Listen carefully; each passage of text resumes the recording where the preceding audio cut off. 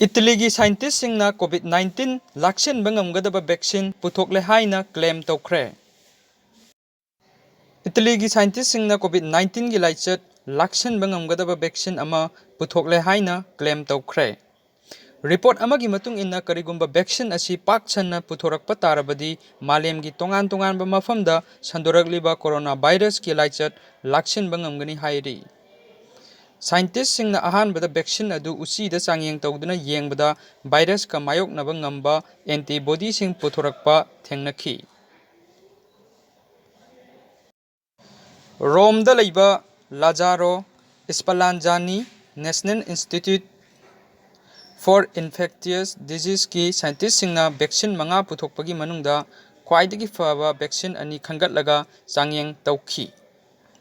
उसीदा चांगयेंग तौबदा माई पाकलबा वैक्सीन असी अथुबा मतमदा मियोइबदसु चांगयेंग तौनबा थौरांग लौखटलगनी हाइरी।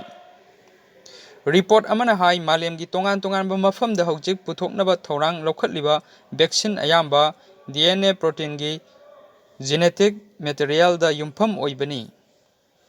इटलीदा पुथोकपा vaccine असिदी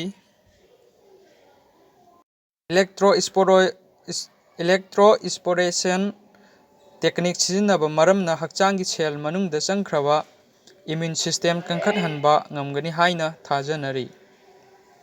United States, Israel, United Kingdom, China, Italy अमदी इंडियाना चिंगबा लैबा कयादसु कोविड-19 लाक्सिननबा वैक्सीन कयामरुम पुथोकनबा थौरांग लौखटलिबनी। इंडियागी ओइना कोविड-19 की वैक्सीन 30 हेना पुथोकनबा थौरांग लौखटलि हाइना हंदकता साइंटिस्टना प्राइम मिनिस्टर नरेंद्र मोदी का उन्नबदा फोंदोखरबनी।